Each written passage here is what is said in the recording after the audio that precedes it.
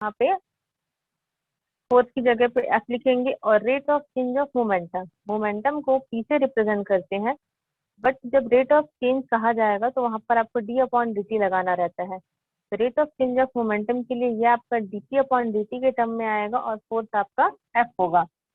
और इसको दे देंगे equation number 1। According to their statement, in absence of external force, force की वैल्यू वहां पे नहीं होगी, वो एब्सेंस होगा, मतलब कि उसकी वैल्यू हम वहां पे 0 रखेंगे। तो अगर एफ की वैल्यू 0 होती है तो हमको इस एफ की वैल्यू को क्वेश्चन नंबर 1 में रखना होता है, एफ के प्लेस पर 0। एफ के प्लेस पे आप 0 रखेंगे, 0 equal to D T upon D T आएगा, या D T upon D T equal to अगर 0 होता है, टी इक्वल टू भी आपका 0 होगा या फिर कांस्टेंट होगा। तो ये कहने का मतलब है कि अगर हम फोर्स अप्लाई नहीं करेंगे तो लॉ ऑफ सॉरी सिस्टम का टोटल मोमेंटम कांस्टेंट होता है या कंजर्व होता है। ये हो गया आपका। सेकंड देखेंगे एन पार्टिकल के लिए। अगर किसी सिस्टम में लेट करते हैं एन पार्टिकल्स प्रेजेंट है, तो उनका जो लीनियर मोमेंटम होगा उसको भी हम लेट करेंगे P1 P2 P3 dash dash dash Pn तक। और उनका टोटल मोमेंटम निकालने के लिए सारे मोमेंटम को ऐड कर देंगे।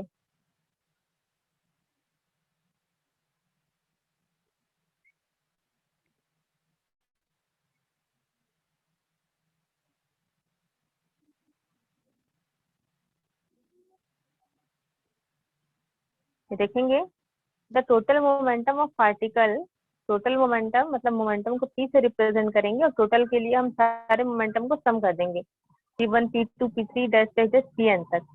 फिर लगाएंगे न्यूटन का second law, force is equal to rate of change of momentum, force के प्लेस पर एफ और D upon D T, momentum के प्लेस पर P1 P2 dash dash dash Pn तक आएगा। If F equal to 0, F की value अगर 0 रखेंगे, then 0 is equal to D upon D T और ब्रैकेट में P1 P2 P3 P4 dash dash dash Pn तक जाएगा। तो अगर इन सबकी वैल्यू 0 है तो ऑब्वियसली यहाँ पर P1 plus P2 plus Pn की वैल्यू भी 0 होगी। ठीक है, तो जैसे कि फर्स्ट वाला बनाया था एन वन पार्टिकल के लिए, वैसे ही बनेगा ये। तो यहाँ पर टोटल मोमेंटम चाहे वो वन पार्टिकल का हो या फिर एन पार्टिकल का हो, वो कांस्टेंट होगा। इंपॉर्टेंट है ये क्वेश्चन, 2-3 मार्क्स के एग्जाम में आता है, अच्छे से पढ़ेंगे। आगे देखेंगे law of conservation of momentum from Newton third law of motion. इसको अच्छे से समझेंगे, थोड़ा सा कॉम्प्लिकेटेड है और नहीं आएगा तो एक बार पूछ लेंगे, मैं फिर से अगली क्लास में समझा दूंगी। यहाँ पे आपको law of conservation of momentum को बनाया है, और वो भी किसकी हेल्प से, न्यूटन के थर्ड लॉ की हेल्प से। तो न्यूटन का थर्ड लॉ ये था, हर एक एक्शन का इक्वल और अपोजिट रिएक्शन होता है। तो लेट किए हमने यहाँ पे 2 बॉडी ली है ए और बी, जिनका मास हो जाएगा m1 और m2। बिफोर कोलिजन उनकी वेलोसिटी होगी u1 u2, और आफ्टर कोलिजन उनकी वेलोसिटी होगी v1 v2।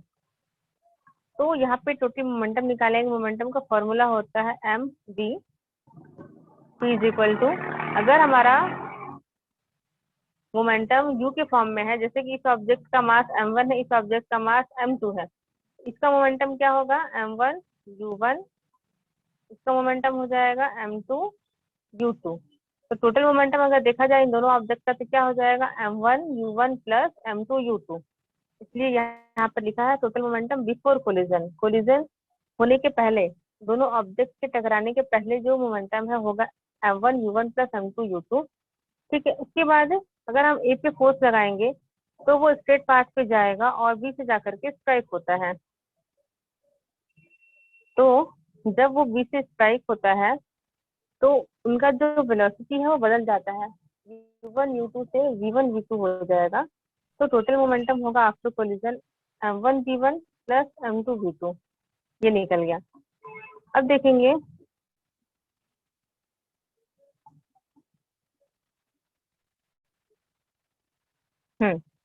ये ऑब्जेक्ट है एक, ये ऑब्जेक्ट है एक। फोर्स अगर यहाँ से लगेगा, सॉरी, ये एक ऑब्जेक्ट है, ये एक ऑब्जेक्ट है। फोर्स अगर यहाँ से लगाते हैं तो वो फोर्स पहले इस बॉल पे लगेगा, देन वो इस बॉल को धक्का देगा। तो इस कंडीशन पे दोनों स्ट्रेट पाथ से मूव करेंगे और कुछ दूर जाने के बाद ये जो बॉल है ये वापस आएगा और वो इस वाले बॉल को, जो आप ये बॉल है इसको वापस से वो स्ट्राइक करता है। तो इसका मतलब ये हुआ कि यहाँ पे हमने ए से जब फोर्स लगाया तो बी पे फोर्स लगा, और बी वापस आके ए पे फोर्स लगाता है। तो जब कोलिजन होता है तो ऑब्जेक्ट बी जो है वो ए पे फोर्स लगाता है, उसको लिखेंगे हम एफ ए बी, और ए अगर बी पे फोर्स लगाएगा तो उसको लिखेंगे एफ बी ए। ये हो गया न्यूटन का थर्ड लॉ। न्यूटन के थर्ड लॉ के अकॉर्डिंग हर एक एक्शन का इक्वल और अपोजिट रिएक्शन होता है। तो ए ऑब्जेक्ट पे लगने वाला force is equal to B object पे लगने वाला फोर्स, और वो भी माइनस के फॉर्म में।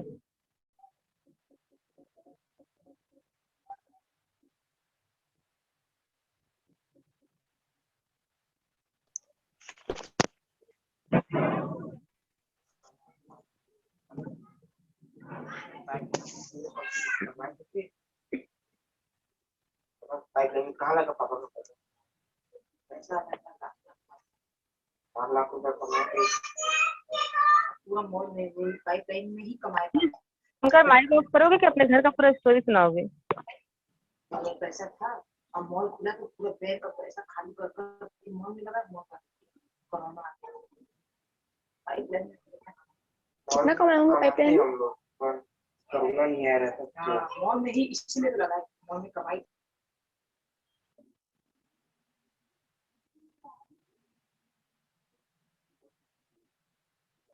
आगे देखेंगे।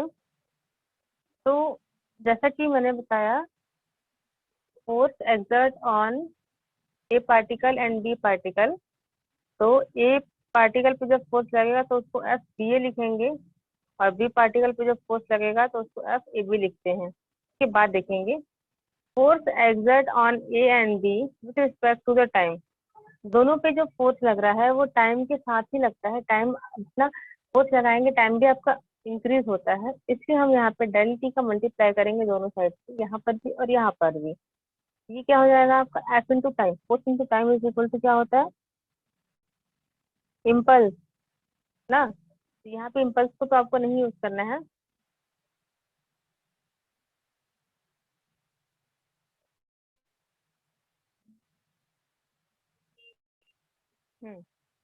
ये हो गया आपका F B A dot del T, ये वाला term. Change in momentum of B. ठीक है, यहाँ पे जो फोर्स लग रहा है वो ए पे लग रहा है, लेकिन मोमेंटम किसका चेंज हो रहा है? बी पे हो रहा है। इस करंट से इस वाले टर्म को लिखेंगे change in momentum of B, और इस वाले को लिखेंगे change in momentum of A. इसके अलावा ये जो आप टोटल मोमेंटम देख रहे हैं, जो कि हम माइनस के फॉर्म में लिखा हुआ है यहाँ पर, M two V two minus M two U two. ये इस लड़की ने सही से नहीं लिखा है, यहाँ पर ये एम टू यू टू आएगा। ठीक है, दोनों फाइनल जो वेलोसिटी है, मतलब कि बी ऑब्जेक्ट की जो वेलोसिटी है उसको हम यहाँ पे माइनस करेंगे फाइनल से इनिशियल को। ये निकल जाएगा बी के लिए। दूसरा ये वाला देखेंगे, इनिशियल वेलोसिटी है दोनों ही, लेकिन ए ऑब्जेक्ट की है। ठीक है, ए ऑब्जेक्ट का v1 होगा और वैसे ही u1 होगा, तो इसको इससे माइनस करेंगे। अब इसके बाद ये जो वैल्यू निकली है और ये जो वैल्यू निकली है, इन दोनों की वैल्यू को एक इक्वेशन में रख देते हैं। तो देखेंगे F B A dot del T के प्लेस पर आ गया M two B two minus M two U two is equal to minus ये पूरा टर्म, माइनस मल्टीप्लाई होगा तो ये प्लस हो जाएगा। उसके बाद इस माइनस वाले को इधर लेके जाएंगे और इस माइनस वाले को इधर लेकर के आएंगे। तो इक्वेशन आएगा आपका M one V one plus M two V two is equal to M one U one plus M two U two. मतलब कि कोलिजन होने के पहले का मोमेंटम और कोलिजन होने के बाद का जो मोमेंटम होता है वो इक्वल होता है। इसलिए कहा गया है कि अगर एक्सटर्नल फोर्स नहीं लगाते हैं तो वहां पे टोटल मोमेंटम कांस्टेंट या कंजर्व होगा।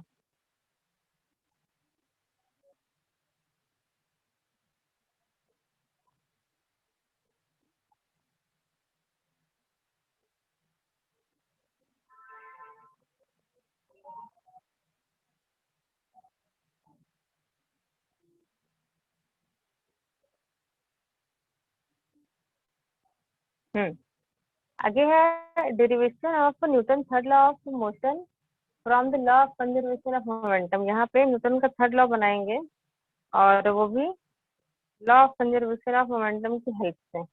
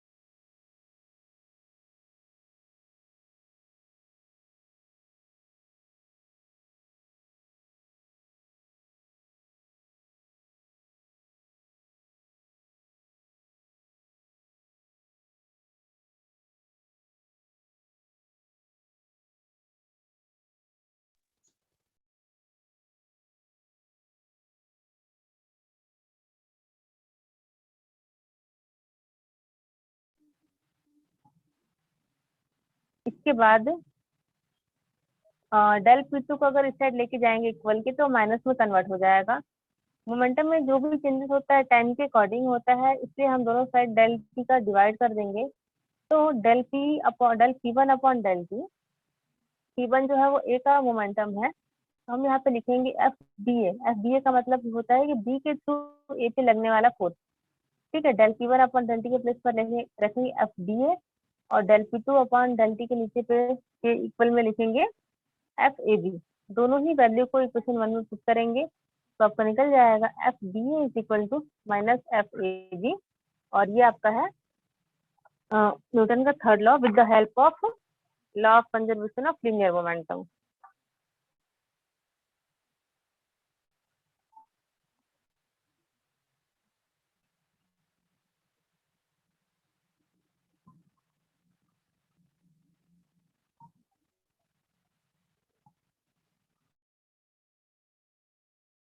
क्लास टॉपिक है रॉकेट,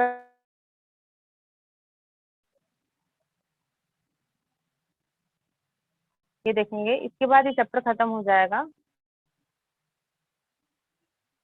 ये क्वेश्चन वेरी इंपॉर्टेंट है, 5 मार्क्स में एग्जाम में आएगा, 5 से 6 मार्क्स में। ठीक है,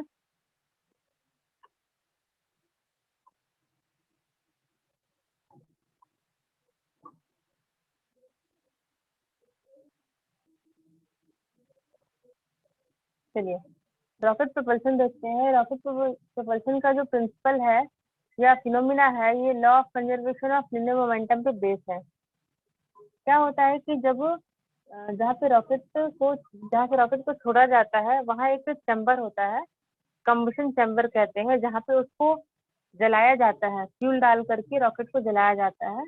तो जब कंबशन चैम्बर में रॉकेट को फ्यूल डाल के जलाते हैं तो उसके नीचे का जो नोजल लगा होता है वो निकल जाता है, खुल जाता है, क्योंकि उसकी गैस की जो स्पीड होती है बहुत ज्यादा हाई होती है, इस कारण से वो नोजल खुल जाएगा और वो बहुत तेजी से आगे की ओर बढ़ने लगता है। जितना ही पीछे से गैस उसकी निकलेगी उतनी ही तेजी से वो आगे की ओर बढ़ने लगता है। तो यहाँ पर इसका जो डायरेक्शन होगा कि जो रॉकेट है वो फॉरवर्ड डायरेक्शन पे और इसका जो गैस है वो बैकवर्ड डायरेक्शन पे घूमते रहता है। तो यहाँ पे जैसे जैसे ऊपर जाएगा रॉकेट का मास कम होने लगता है, क्योंकि उसके जितने भी चैम्बर होते हैं या स्टेज बने होते हैं वो सारे ब्रेक होकर टूटते हैं। ये बहुत बड़ा सा रॉकेट होता है जिसमें से हम सिर्फ सामने का एरिया होता है, सैटेलाइट एरिया होता है, सिर्फ उसको ही भेजते हैं, बाकी सारा पार्ट जो रहता है ये डिवाइड रहता है, जो कि टूट टूट के गिर जाता है। तो यहाँ पे जो ड्रॉ दिया हुआ है उसमें ये बताया गया है, फर्स्ट देखिए कि टाइमिंग अगर 0 होगी तो उसका मास भी 0 होगा और वेलोसिटी भी 0 होगी, क्योंकि वो चलना स्टार्ट ही नहीं करेगी। टाइमिंग अगर टी होगा तो मास भी वी होगा, सॉरी एम होगा, और मास एम और वेलोसिटी वी होगी। दूसरा, अगर timing T plus D T मतलब टाइमिंग और ज्यादा बढ़ जाता है तो मास कम हो जाएगा, m0 माइनस एम, वेलोसिटी बढ़ जाएगी v plus D zero, sorry v plus D. अब इसको डिराइव करेंगे।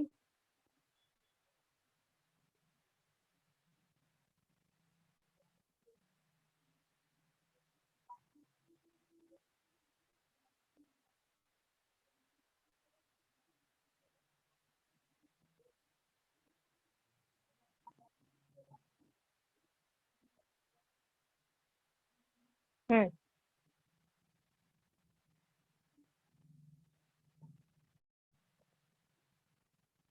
यहाँ पे लेट कर लेंगे जो भी आपको लेट करना है। फिर formula law of conservation of momentum का फॉर्मूला क्या होता है, M V T equal to M V. At time T के लिए यहाँ पर आ जाएगा P equal to M V, और time T plus D T के लिए आएगा M minus D M T plus D V. क्योंकि ये आपका मास और वेलोसिटी के फॉर्म में होना चाहिए, ये आपका मास और वेलोसिटी के फॉर्म में है, और इक्वल वाला भी आपका मास और वेलोसिटी के फॉर्म में है, minus M zero into D plus D V. ठीक है, अब करेंगे हाँ, एम वी से एम वी कैंसिल होगा, दोनों साइड पे मल्टीप्लाई होगा। यहाँ पर एक टर्म आएगा डी एम डी वी। इस टर्म को नेगलेक्ट कर देंगे, और नेगलेक्ट करने के बाद में जो आपको आंसर बचेगा उसमें से डीएम को माइनस डीएम को कॉमन निकालेंगे तो बचेगा वी प्लस वी, और डीएम की वैल्यू निकालेंगे, सॉरी वी प्लस वी को लेट करके यू ले लेंगे तो हमारे पास बचेगा U D M is equal to minus M D A. अब इसका वेलोसिटी निकालते हैं रॉक का। क्वेश्चन नंबर 1 का यूज करना है, U D M equal to minus M D V को इंटरचेंज कर दिए। माइनस का साइन यहाँ पे ये इंडिकेट करता है कि जैसे जैसे रॉकेट का वेलोसिटी बढ़ता है वैसे वैसे उसका मास कम होता जाता है। यहाँ पर डीवी को ऐसे ही रखेंगे और एम को यू के डिवाइड में लेकर के आएंगे और इसमें यहाँ पे इंटीग्रेशन करेंगे।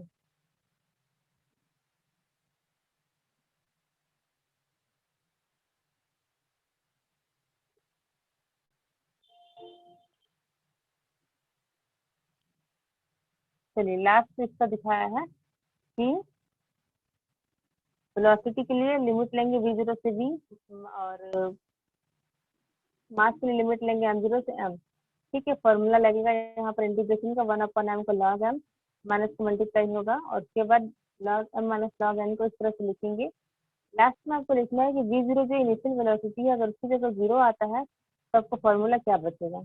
ये फॉर्मूला बचेगा, तो मैं सेंड करूंगी सैटरडे को ही, और सेंड करूंगी तो वो आप लिखेंगे और वहाँ पे देखेंगे इसका क्या है, ये समझ में आ जाएगा आपको। ठीक है, जो पढ़ाई उसमें डाउट है तो पूछ लो, और नहीं है तो फिर लेफ्ट हो जाओ।